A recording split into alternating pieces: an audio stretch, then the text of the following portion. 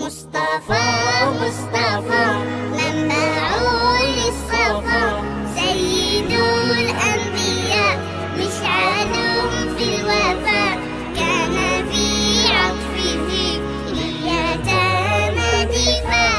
مصطفى مصطفى منبع للصفا، سيد الأنبياء مشعل في الوفاء، كان في عطفه لليتامى دفاع.